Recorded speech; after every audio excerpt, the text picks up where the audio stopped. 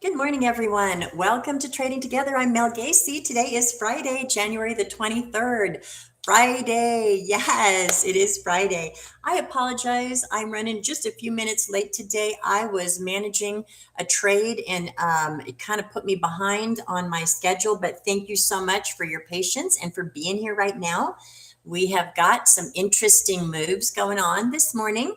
So we're going to talk about that. And let's see. I'm going to share a different screen here. Give me just a second. And I'm going to share this screen, which is better. There we go. All right. So Aggie is here. Good morning. Good to see you. Thank you for being here. Like I said, sorry for being a few minutes late. I was in the middle of managing a trade and it put me behind everything, but it was a profitable trade, so that was good. All right. Anna is here. Good morning, Anna. Welcome. All right. So what we've got going on today is we had a small gap down at the open, and we have since recovered. We are pushing right now, as you can see. Look at where we are right on this yellow line. That yellow line is the overnight high. This is as high as we got to overnight. Now, actually, we got there shortly before the open, I think. Regardless, this is where we are. So the overnight high is right here. And then the high of day from yesterday is right here. Those are levels I mark on my charts every day. I move them into place every day. Watching this test right now of the overnight high. And right now it's failing the test. So let's pretty bullish. So let's zoom out so you can see what the morning has looked like. That's not in. Let's try that again. All right. So here is our, and as you know, this white line is the VWAP. That's the volume weighted average price. That line telling us that this is where most of the volume has been traded. Most of the trades that have happened at this level. And it does that by measuring an average of price and weighting that with volume. So that's why it's called the volume weighted average price. So it takes the average price, weights it with volume. In other words, big volume moves get a little bit more weight than the standard moves do. And this VWAP is used widely in the industry. So a lot of people are familiar with it. Institutional money tends to use it. And I love it for short-term and long-term charts. I like it on this minute chart. I also love it on the daily chart. It's just one of those indicators that has a lot to offer, right? Gavilan is here. Good morning. So basically, looking at this morning, what we can see is we did open up with a gap down. Now, you can't really see that from the SPY chart because, of course, SPY runs 24/7. But we did, trust me. We gapped down and then we pulled down just a little bit more. And what did it make? This little W pattern right here. Have you ever seen that W?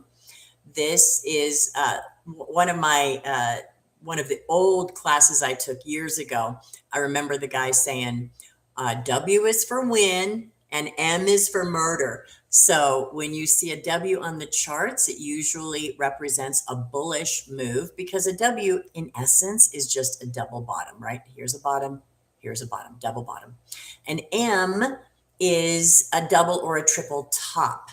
So that will tend to be bearish. A W will tend to be bullish. So just remember, win or murder. That's how I was taught years ago. And so we did get a W. So we gapped down, pulled it down, pulled it up, pulled it down, pulled it up into this W. And then we've kind of been making higher highs ever since. I think we're getting close to the top of this move. For a lot of reasons. Now, can they continue on? Yes. But there are a couple reasons why I think we might be closer to the top of the move. Number one, it is the overnight high. Now, that doesn't always mean anything. We can push up through the overnight high. Number two, it is yesterday's high of day. So again, we can push through that, but things add weight when they're in confluence. Number three, we have heavier volume on the call side in the 690, 691 zone. And number have positive gamma. We're in a positive gamma environment with the call wall sitting at 691. Combined show us that we are maybe building a cap right here at 691. Very possible. Hi, Audrey, saying sorry for being late.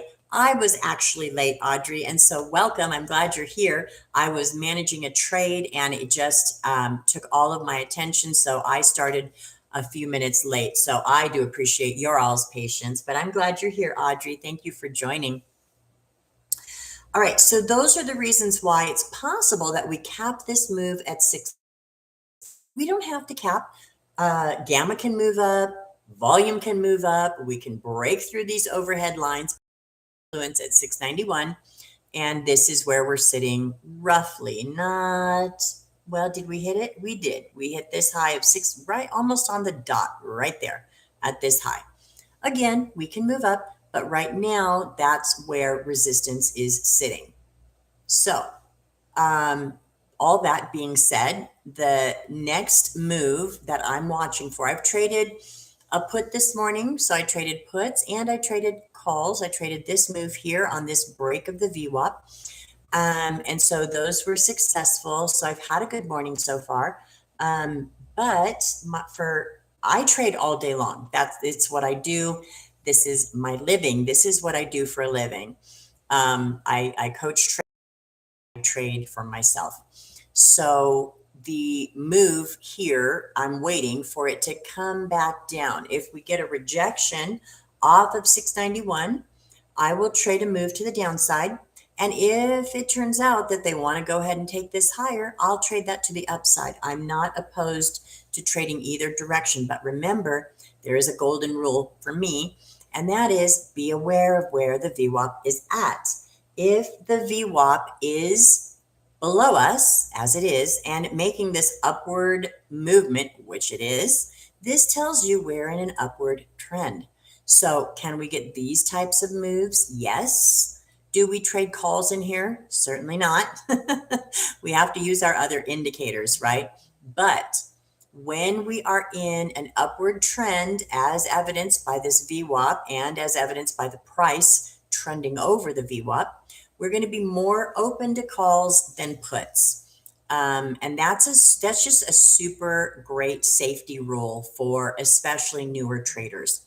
So right now, what I'm watching for is either a break of this overhead resistance right here at 691 and a continuation to the upside, which I will play, or a break back down to the VWAP and down through it. That is also possible. We do have volume on the other side. Now, it's not as high, it's not as much. We've got twice as much volume sitting on the call side. Look at that, 326,000 sitting at 690 versus our highest volume on the call side is 178,000 at 688. So a little less than volume on the call side. So something to be aware of. Eggy, how long have I been living on this? That is a great question, Eggy. It's a couple of years. I started trading for myself during COVID and have really not looked back. So it's been a great ride and I love it. COVID was a great opportunity with, all of the way that things played out. It was a tough time, but it was a good opportunity. So I started my business and I do have my own business and trade for myself and also, like I said, coach other traders. So great question, Eggy. Thank you for asking. Okay. Still hovering in here. No real rejection exactly of this overnight high, but we haven't beat it yet. So right now, they're kind of pulling it sideways. No trade at the moment. We either need to see this area break. I want to see the overnight high break decisively, not just a little bit, decisively, or I want to see us make a move down toward the VWAP and down through it for um, any kind of put trades. And if you're brand new, remember that calls are options that we take when we want the market to move up, and puts are options that we take when we want the market to move down. And I'm only talking about buying options. There's a whole nother world of selling options, which I also do, but not on this stream.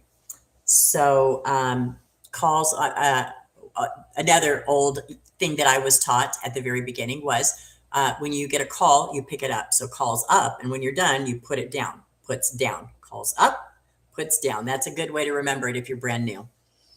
All right, let's take a look at the leaderboard. There are lots of things I look at to make my decisions on my trades. So I trade probably at least 20 times a day.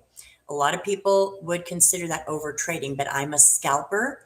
So my niche is getting in and out quickly multiple times a day. I rely on a very high win rate, and I do have a pretty risky risk to reward ratio. So usually I'm looking for basically about a 1-to-5 reward to risk ratio, which can be a bit risky, some people would say, but I keep my eyes on my stops, and I have a formula that works well for me. So I run about a 90% win rate, which is, by the way, very, very unusual in the industry. You won't see a lot of people with a 90% win rate. But if you go, take a long time, but if you go back through these streams that I've done since I started about a month ago, started this channel, started these streams about a month ago, these live streams. If you go back through them, you will see that the average is in the 90s of wins.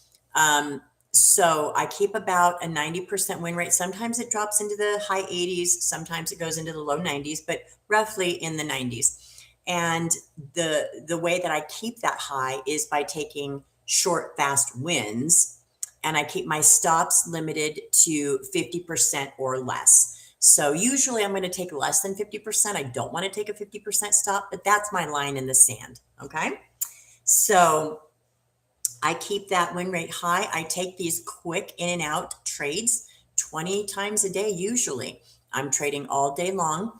And so I'm always waiting for the right setup. Even though I trade multiple times a day, I'm looking for the right setup. So one thing I look at is what I call the leaderboard. It's really just my watch list. But I am watching for several things. One thing that I'm watching for is who is the leader today. So I look at all four of the indices: the Dow, the Russell, the NASDAQ, and the S&P 500, which the SPY is what I trade. I look at all four and I try to decide who's leading today. So when we look at the board, what we see is today, as far as indices go, the NASDAQ is leading. NASDAQ is up about 0.7%, followed by the SPY, the SPX, up 0.25%, followed by the Dow, which is down about 0.4%, followed by the Russell leading up the rear, bringing up the rear at 0.94% down. So the Russell is down a good bit today. And we do want to keep that in mind. The Dow and the Russell are diverging from the NASDAQ and the S&P 500. And usually what that means is that we are being tech-led. When you see a divergence between the NASDAQ, the SPY, or S&P 500, the Dow and the Russell, usually the difference is in the tech sector. And so we are, as you can see, that's the next thing I check on my leaderboard is what is tech doing? What are the MAGs, as we would call them, the MAG 7, the Magnificent Seven: Microsoft, Meta, Apple, Amazon, Tesla, Google, NVIDIA, and sometimes Broadcom. What are they doing? Because those are the guys that are leading the NASDAQ and the S&P 500. Those guys are bringing us up or bringing us down. So what is the MAG 7 doing right now? What it's doing right now is climbing, right? Look at Microsoft screaming up there, 3.8%. Amazon, oops, I didn't mean to do that. That's Netflix. Netflix looking good. Finally getting some love. Poor Netflix has been kicked to the curb for a while now. Uh, so yeah, Microsoft 3.7, Amazon 2.1% up, Meta 2% up after a massive run up yesterday, Nvidia 1.4% up, Tesla just over its flat line at 0.2%, Apple same at 0.1%. And are any of the Mag 7s in the doghouse? Yes, Broadcom is down 1.5%. And then one thing that I look at to kind of sum it all up is this ETF called MAGS, MAGS. It's an ETF created over the Mag 7. So I look at it as a whole. That tells me as a whole, what is the Mag 7 doing? Well, right now it's up 1.3%. So that is bullish, very, very bullish. So we're going to keep watching that leaderboard, okay? But right now, this is a tech-led rally. And it's actually, truth be told, it's not a huge rally. We're only up 12 points, right? But we're not down, right? And so we'll go look at that daily chart here in just a second. Eggy saying, nice. Sometimes bad times open better times, if that makes sense. It does. It absolutely makes sense. And a lot of times, these challenging times can bring opportunities. You can always find the opportunity if you're looking with the right mindset. So great point there, Eggy. Thank you for sharing that. All right, so 2 rejections. And as I said, this could cap our rally right here, 690.9, or basically 691, and that little inch right up there. So 691 capping it has to continue, but at the moment, 691 is capping it. So of this high, well, that's kind of what we're getting right now, even though we haven't dropped too. So what I'm going to watch for is a move down to the VWAP. I'm not going to trade a put right now, even though it could drop, because right now it's a little bit rangy, a little bit sideways range. So let's watch and see. And we're over the VWAP. So I'm cautious. I'm cautious about it. So I'm going to keep an eye on that. Our VIX got knocked back into last week. So very, very low VIX, complacency dominating today. So the VIX got very jumpy a couple of days ago, up at 21. And if you recall, we did analyze the VIX a few days ago. And let's look at it again. Remember that the VIX is the volatility index that is gauging options on the S&P 500 and trying to get a feel for the emotion of the market. So the VIX is also nicknamed the fear gauge. It's an index, so you can't own it, but you can trade options on it. The VIX goes out and looks at the S&P 500, looks at the options out in the future, and tells us, is the market fearful or is the market complacent? VIX of 15 is pretty complacent, and we've seen the VIX go much lower than that, but 15 is fairly complacent. When we see the VIX spike up, up over 17, 18, up to 21, like we saw a couple of days ago, that's fear. And the fear started spiking when we started having the tariff discussions related to Greenland and President Trump threatening tariffs on Europe based on the Greenland acquisition, I guess you could say, right? So take a look. We discussed this. I don't know if you remember. It was a few days ago. Might have been last week even. We discussed this. We talked about, look, this is the daily on the VIX. And we talked about how many times it's popped up to 20 here. And what happened almost every time? What did it do? Boom, it got knocked back down. Popped up over 20, 21, almost 22. Boom, knocked down the next day. Same thing here. Popped up to 19 and a half. Boom, knocked back down. The only exceptions were these 2 really big spikes, and those were those were other things going on in the market, but still got knocked down. But these two exceptions, it climbed for a few more days. So we saw a market sell-off happening during these climbs, right? So remember that when the VIX is moving up, it's because fear is moving up in the market and the market is moving down. So remember, they always have an inverse relationship. The VIX and the SPX have an inverse relationship. They cross each other. So we did see the market trend down for a few days in October, trended down for a few days in November. That was a pretty big dip there in November. And that lasted for some days. But by and large, what we've noticed is when we hit this 20 or above, we just kind of get slapped right back down immediately. We get this 1 day spike and then boom, we're down. It happened here, happened here, happened here.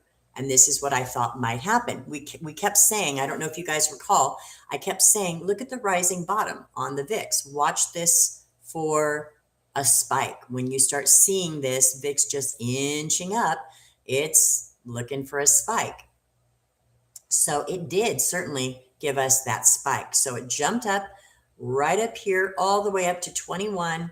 And then what happened? Boom, it got knocked back down into last week. So here we are looking at a descending VIX, and let me throw on I'm going to throw on a 50 and 100 here because I like those moving averages. So I'm going to look at a 50 period exponential moving average. I like the exponentials. I use a simple on the 100 and 200 just because those are industry-wide levels that I like to watch, the 100 and the 200.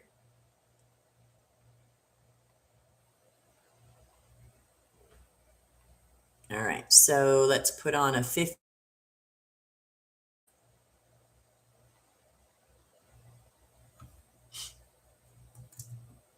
And we are getting a nice little pull down here. We haven't tested the VWAP yet, so there's no trade for me just yet, although it is moving down. So it does look like a rejection at 691. So for the moment, 691 holding as resistance on the SPY. All right, so there's our 50. Now I'm going to add the 100 and the 200. Simple. So here's our 100. I make that green. And our 200, I'm going to make turquoise.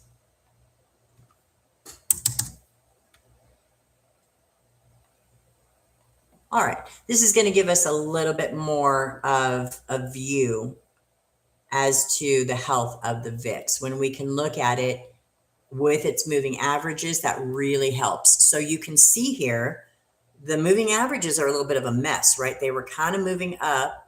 We got this price crossing up over the 100, which is good. That's a good thing. Where's our 200? Where did it go?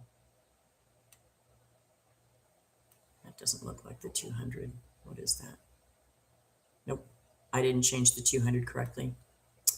All right, give me just a second. I must have been going too fast.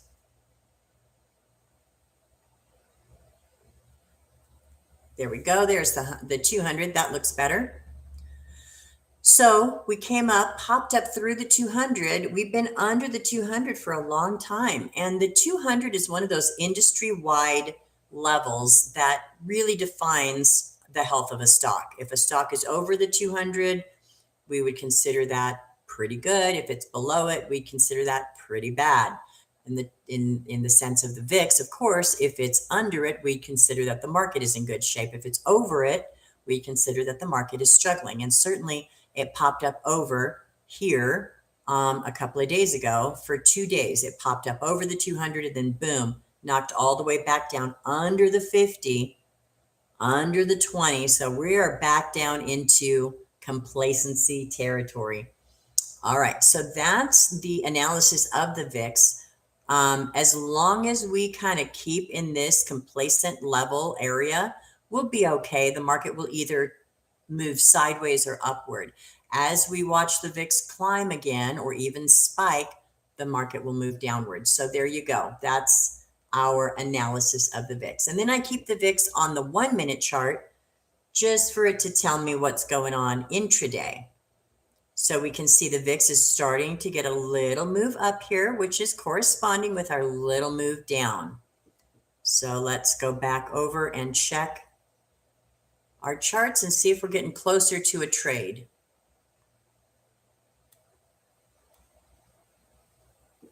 VIX still popping. I like that.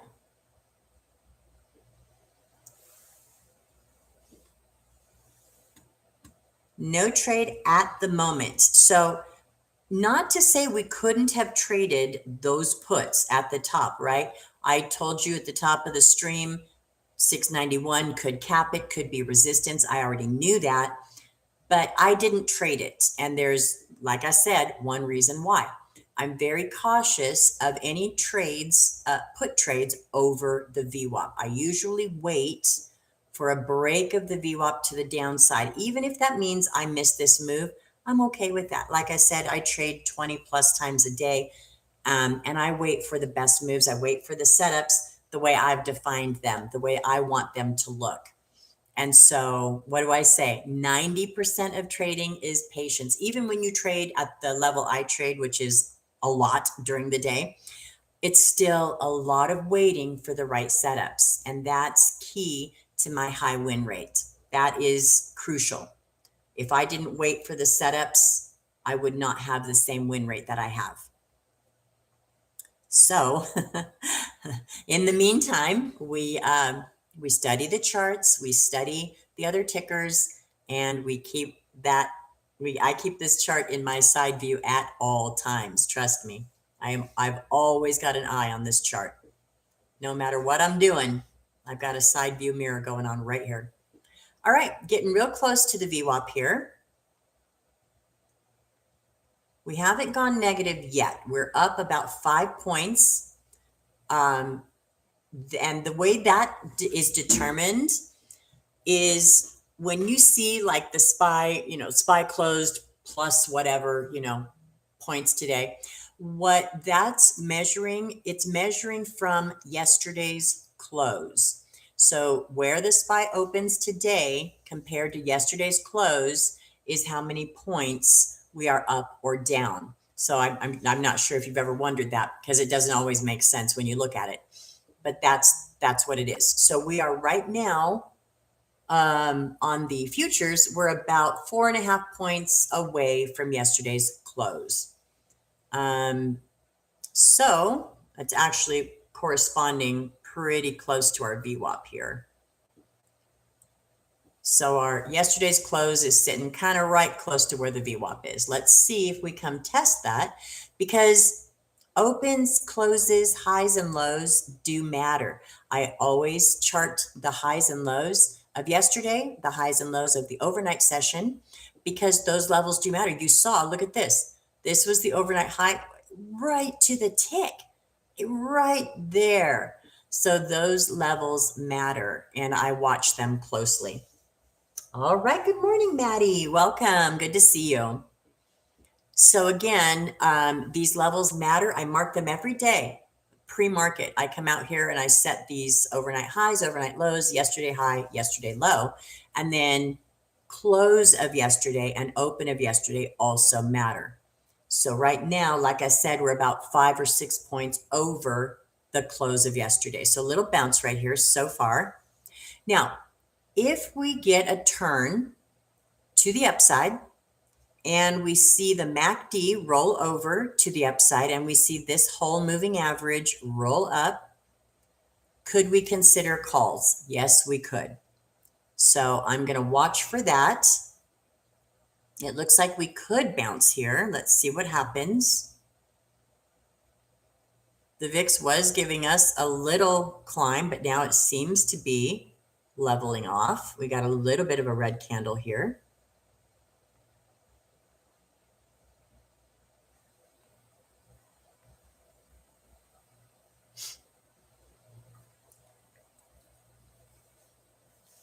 All right.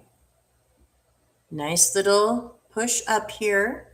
I'm going to load calls, but I'm not going to get in just yet. I'm just going to have my order ready to go in case I see an opportunity that I like. And I trade 0 days to expiration. That means today's expiration. So I'm looking at January 23rd, 690 strike. That is the first strike in the money at the moment. Okay, I'm not in it. I'm just looking at it, holding it for if I choose to jump in quickly. And I will use the code word punch it when I get in. I'm not in. When I get in, I will use that code word so that you know that I am, in fact, getting into a trade.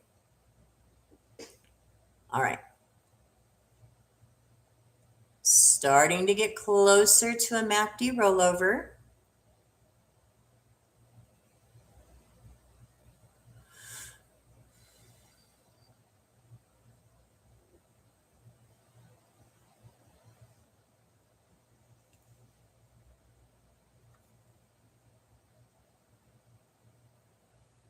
Looks like our hull is starting to turn. So this pink blue line here, the one that goes pink and blue, it's called the hull. All right, that's a nice push.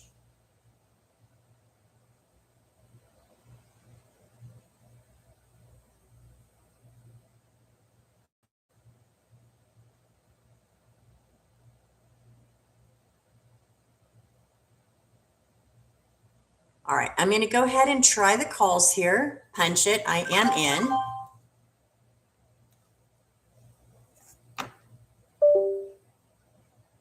We're up just a little bit, just about 1.5 points, nothing major.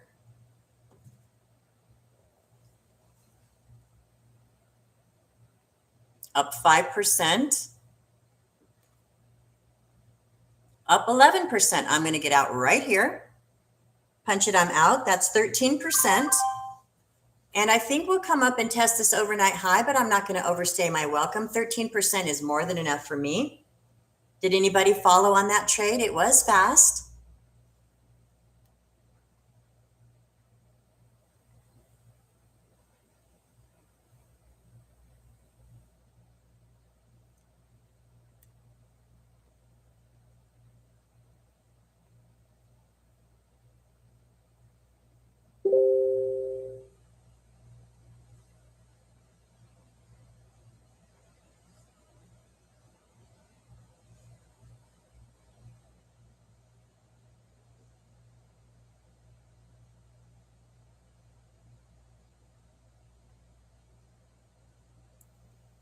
All right, that was a fun little ride up. I think, like I said, we'll go up and test this overnight high again. 12.5% is what I wound up getting on that one. So that was good. That was a great trade. All right, Bill is here, and you got 10%. Nicely done, Bill. Audrey, up 300. Not sure how to see the percentage. 300, Audrey. Nicely done. The Maddie. Mel, you're trading SPY, correct? Do you use market order to get in, to get out, or get in? I'm asking because the commission is a scandal. I hear you, Maddie. It's not horrible, Maddie. I get about 30, 35 cents per contract. I don't think that's horrible. And I do use market orders. We talked about that a little bit yesterday, but let's go over that again for anyone who needs a refresher. And I know you're not asking for a refresher. I'm just going to give that for anyone who does need one. A limit order says I will only buy at this price. I will not pay a penny more. A market order says, I don't care what the price is, fill me now. So the difference is when I am trading in a very fast moving environment, which I am, you guys see how fast my trades are, usually less than a minute long. I need market orders because I don't have time to haggle over the price, right? I don't have time to go back and reset that limit because the price is moving, right? You saw how quickly we went from 0 to 13%, boom, like that. So when there's a limit order in play, it's just not going to fill because it's moving in your direction. It's going up. That limit is not going to fill. You're going to miss the move. Now, I highly, highly, highly recommend limit orders for basically all other types of trading. if you're trading spreads, if you're trading stocks, if you're swing trading, if you're trading low float or thinly traded stock, by all means, please use limit orders. Market orders I use only in this environment. The SPY is plenty liquid. I don't have any worry about not getting a fill or not being able to get out. And the fills come just like that, instantaneously. So for me, market orders in this environment is the only way to go. Now, some people, especially if you've been trained old school, no, but you were trained back in the day. I was trained back in the day. Absolutely no market orders, right? But day trading on the SPY with zero DTE is a different animal. That didn't really exist back in the day. Back in the day, we had monthly expirations. We didn't have daily expirations. So some of that has shifted a bit. Zero DTE trading is now becoming the biggest portion of the options trading market. Zero DTE, it's growing exponentially. Lots and lots of zero DTE traders out there. So yes, Maddie, thank you for the question. I am using market orders, and I do use them to get out and to get in. Again, I will use my limits if I'm trading spreads or anything else. I will use limits, but for this environment, absolutely markets. Okay, great question. Thank you for that. All right, that was a great trade, guys. We got a quick 12% on that. Looks like Bill got 10, but if anyone, and Audrey got money. And Audrey was saying she's not clear how to see the percentages, and I understand that. Audrey, please remind me, I don't know if we've talked about this. Do you have Thinkorswim? And if you do, I'll show you how you can see your percentages. All right. So that was a fun little turn there. Nice big green candle. Look at how fun that was. I love trading like this. It's a lot of adrenaline.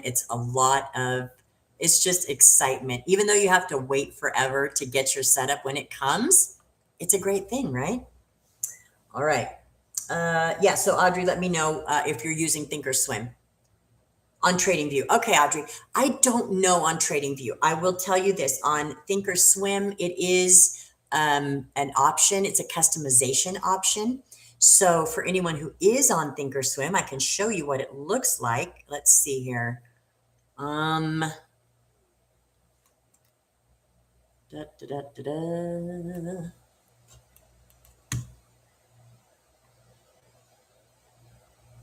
All right. So you can't really see it on because I don't have any open orders, but this level, this area here, this little button on, so I'm on the monitor tab. That's where I see my profits on Thinkorswim. You guys can see I've already traded 8 times today. But the monitor tab has this little customization button. And when you push on it, you can see what I use right there. This field is called PL percent, profit and loss percent. It's only going to show while the trade is open, unfortunately, but if you look at it while the trade is open, you will see your percent. You'll see your PL open. That's going to show you your dollars, and then you're going to see your PL percent. Now, I apologize, Audrey. I don't know TradingView very well, but I'm going to guess they might have something similar that you might be able to customize. All right. Anna said that was a great setup, and Audrey saying that was fun. Audrey is paper trading. I remember you were paper trading, Audrey, which I love. But still, hey, 300 on paper is still exhilarating, right? Because what it means is that once you get comfortable on paper, once you're feeling confident, then you move into real money. And of course, it's a different ballgame when you're trading real money. Your emotions get all in the way. But paper trading is a great place to start. I recommend it for all new traders. You would be surprised how many new traders I meet who are really ready to jump right in and put their hard-earned money on the line before they're quite ready. They want to really run before they can crawl. And that is a shame, because a new trader and his money or her money will soon be parted. I can tell you that. So Paper trading 100% support you in that decision there, Audrey, and all new traders. Do that. Do that. Don't put your hard-earned money on the line until you're comfortable, right? All right. That was a great setup. So let's take stock again where we are. Even though we did catch that fun little move, we didn't get back up to the overnight high yet. I think we could, but we're not there yet. So right now we're kind of still a little bit rangy, right? If you zoom out, and that's another little secret, right? If you zoom out and survey the landscape, you'll get a little bit better view. So usually I'm zoomed in when I'm taking these trades, and I'm zoomed way in. I'm zoomed into every tick. But after I trade a trade like that, I'll zoom out and I'll get, reorient myself. So what's happening is we have bounced off the VWAP once and twice. We didn't quite hit the VWAP here, but this is where we just got in, guys, remember? So I was saying, if we turned and got a push up, we would take it because why? We're over the VWAP. We're over the VWAP. We have bullish indicators. We have all across the landscape. We talked about the Mag 7. We talked about the other indices. We talked about the gamma. We talked about the volume. All systems go, right, we would say.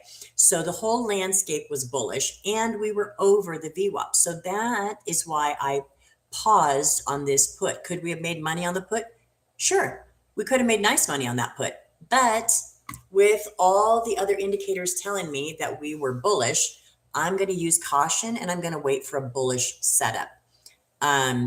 So you would be amazed at how many times that rule has saved my bacon. And you'd be amazed at the times when I didn't follow the rule and I paid the price. You will get these days where we just trend over the VWAP all day long, or we trend under it all day long. If you are fighting that, and you're like, if we had that big down candle, right? That 2% down day. What was it? Was it Wednesday? Boom, it was down all day. Boom, boom, way under the VWAP. Never really came back. And if you're in there fighting that, if you're a reversal trader, nothing wrong with reversal trading, but it is riskier. So when you're trading with the trend, you're safer. When you're trading against the trend, you are risking more. And if you're in a day like that, where we are dumping all day and you're thinking, I'm going to get this reversal, I'm going to get this reversal, I'm going to get this reversal, boom, you're going to eat it. They're going to take your lunch money is what they're going to do. So the VWAP will really protect you from those types of days. And so I respect it. I respect the VWAP.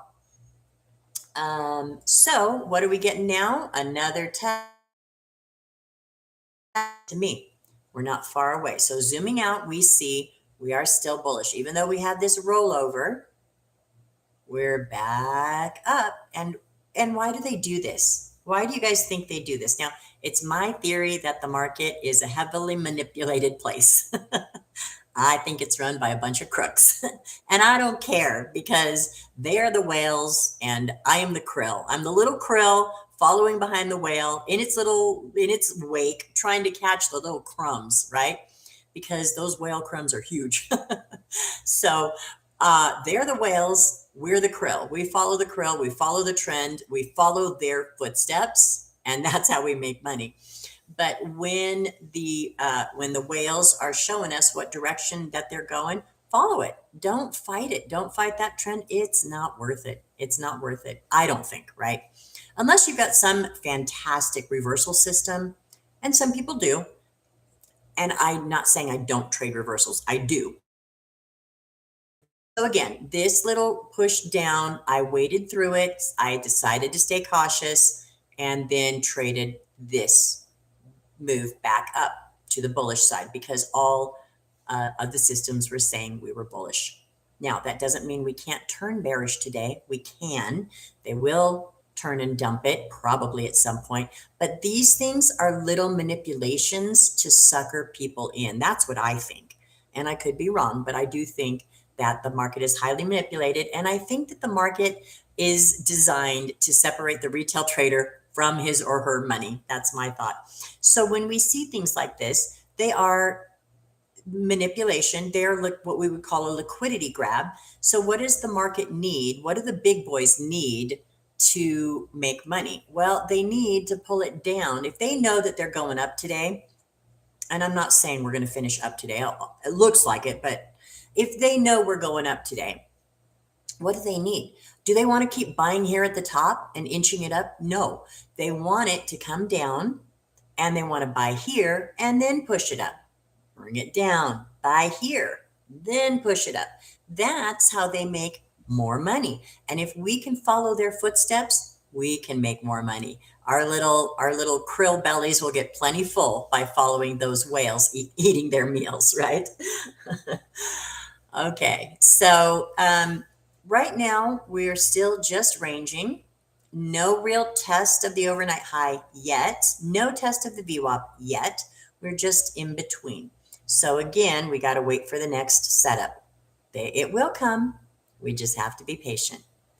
Next setup for me comes if we get a strong push through these overhead resistances, or if we get a push down through the VWAP. Now, if we get a move down through the VWAP, it might be that we miss the move. By the time we break the VWAP, it's possible that the move is over. So that's also another area of caution. But I'd rather wait the move out than jump in on something that could reverse.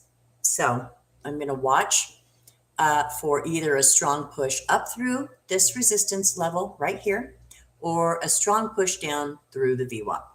Right now, I don't like a trade because we're right in the middle. We don't really have enough, there's not enough juice to make it worth the squeeze, right? There's not enough points to the upside to make a call worth it right now. The risk is higher than the reward for me. Because what if we come up and we reverse here again at this overnight high? We don't have enough room to make enough money to make that risk worth it. And to the downside, I'm not going to risk it because we're over the VWAP. So that's my thought process on the next setup.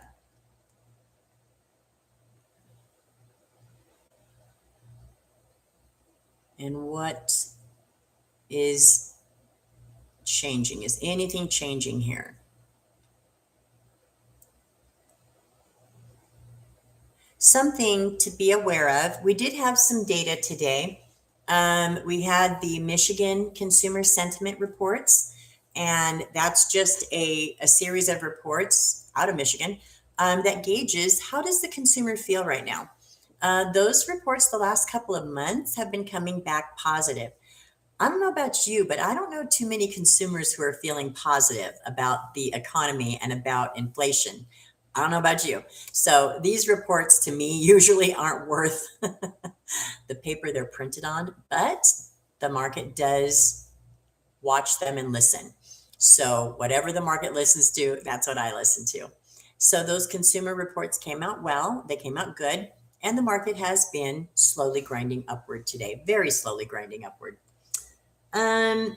So as far as data for coming data, I will share with you a different screen. If you will give me just a second to my screen share. I'm going to show you the economic calendar that I use. This is a Bloomberg calendar.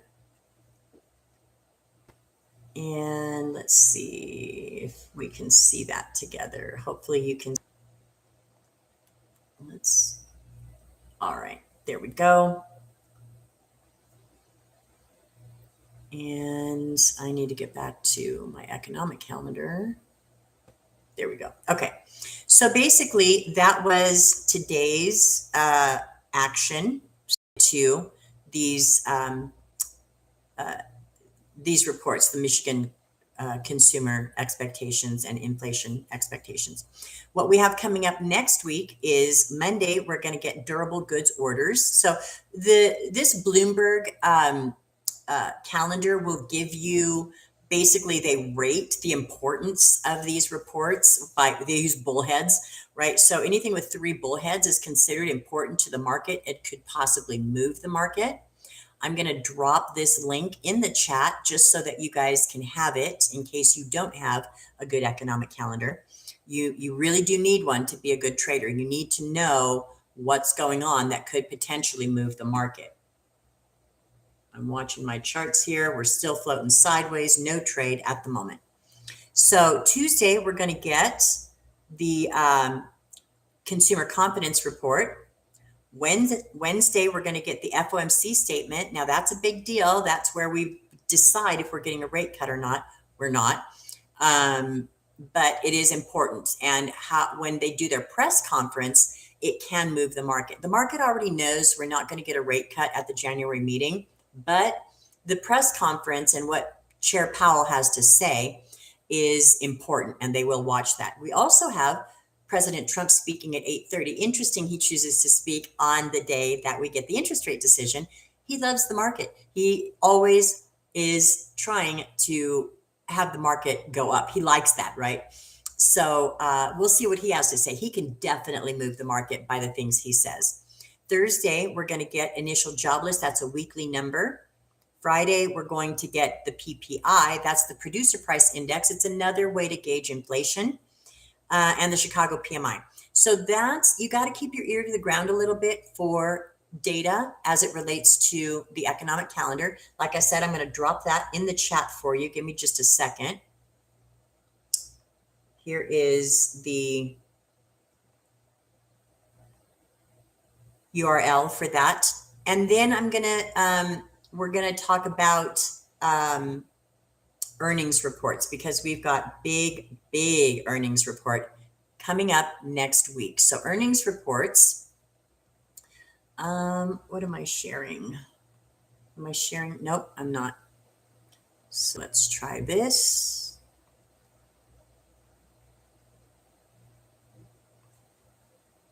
There's the earnings report. This is a NASDAQ earnings report calendar, and I'll drop that one in the stream for you as well. Sometimes earnings really don't matter, but sometimes they do. And here's when they matter. Let me make sure you guys can see that screen. Let me double check. Yes, perfect. Okay, here's when they do matter. When you see Microsoft, Meta, and Tesla all reporting on the same day, that's going to matter. That's what the market is waiting for, these earnings reports. It is waiting. So when Microsoft, Meta, and Tesla all report on the same day, it'll be after hours on Wednesday. You can bet the market is going to be watching and the market will respond. So we won't be able to see the market response. We'll see it after hours, but we won't be able to trade the market response until Thursday, because they report after hours on Wednesday. And let's see. Thursday, we've got Apple. That's a big deal. Friday, Exxon. That's not a big deal. And then the following week, we've got even more. So the following week, we're going to get Palantir. That's a big deal. Google on the following Wednesday. That's a big deal. Amazon on the following Thursday. That's a big deal. And I think NVIDIA usually brings up the rear on the earnings report. They usually come in last. So all of that to say, these are the things that matter when we are trading. So you'll learn to watch these. You'll learn to gauge how important they are. And it does matter. So pay attention to data, pay attention to earnings, especially when we've got the Mag 7 reporting. Okay. And now, let's see. Eggy has a question on the watch list. Absolutely, Eggy. Let me fix my screen share one more time. You guys think I should take my Christmas tree down? Yeah, I don't know. What do you think? Is it time? I'm actually going to be taking it this weekend. All right. Let's get back over here. There we go. All right, we are coming up to the VWAP. So we could be preparing for a trade. Let's watch and see what happens here with this test of the VWAP right there, right in here. Let's watch that. And then we'll talk about my watch list in just a second. All right. So I've got my eye on this. Any cross of the VWAP, I'm going to have to decide if the move is too far gone to join. If we get a push off of the VWAP and another leg moving higher, we could take another call. All right, Audrey saying thanks for the links. Audrey, I'd love to have a Christmas tree. That's the part of the thing. I love the lights. I'm with you, Audrey. I love the lights. It just makes me happy. I haven't wanted to take it down yet, but I will this weekend. Okay, so quick answer on the watch list, and then we're going to come to the end of the stream and we'll talk about the trading plan for the rest of the day. Watch list, the reason it says net change, I have basically 3 columns here, Eggy, and it's a great question. And this is also customizable on Thinkorswim. So I do customize my watch list. It's right in here. You can click on this right here and it tells you, gives you your choices for the columns. I like to sort net change in descending order. So this is, sorry, percentage of change in descending order. What I want to see percentage wise, who are the biggest winners, who are the biggest losers down here at the bottom. So percentage of change is my sort column. And net change is just the dollar change that it's making. So for example, silver is on the leaderboard for the highest in the net change. Silver is up almost 5%. Going crazy, right? Silver absolutely going nuts. But the net change stands for the dollars that it's actually changed. It's up $4, right? And then last is where it's currently trading. So those are the 3 things I really want to see. I want to see what is the percentage of change, what is the net change dollars wise, and what is the current price, the last price that traded. All right, we are pushing up here. I do like calls again on this rejection, bounce off of the VWAP when the MACD rolls over, when the whole moving average turns back up. I will consider calls again, but be careful. We don't want to get faked out. Aggie saying, thanks. You're welcome. Now, as far as trading plan for the rest of the day, I'm open to puts and calls. I think by and large, this is going to be a sideways day. If we zoom out again, you can see, yes, we've been moving up, but really not a lot. We're just kind of sideways. I really think that's going to be the order of business for today. I don't think we're going to break 71 by much, and I don't think we're going to drop too much lower. I could be wrong. It can go berserk, whatever it wants to do. But I think, oh, see, I like calls here.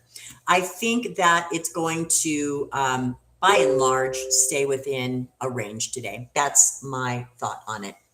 All right, Mel, can the commission be negotiated? Yes, Maddie, absolutely. When I first started trading options, they were charging 65 cents a contract, which still I really don't think is bad. But I come from the old days where commissions used to be atrocious. 65 cents a contract to me is just the cost of Maddie, so that's a great question. Especially Schwab, they're very good about it. They're great. If you call up and say, "Listen, I'm an options trader. I trade frequently. Can you get me a lower commission?" They lowered mine to it's either 30 or 35 cents. So you can absolutely do that, and you should, right? Maddie's saying yes, that's what I'm paying. All right, Maddie, good. Call and ask. Yeah, just ask. They will negotiate. Almost always they will. All right. Well, everyone, it's been a great day. We took a nice 13% winner, 12 and a half, and our win rate is hanging in there. We're doing great. I hope you all are making money trading with me, and I hope you'll be back with me again Monday. I'll be here at 9 a.m. Mountain or 11 a.m. Eastern. I appreciate all of you. I love having friends to trade with and not having to trade on my own, so it's always fun to do this together. And we will be back again. We'll see you soon. Have a great weekend. Enjoy your friends and family. Don't think about charts too much. Enjoy your friends and family. And we'll be back on Monday. Take care. Bye for now.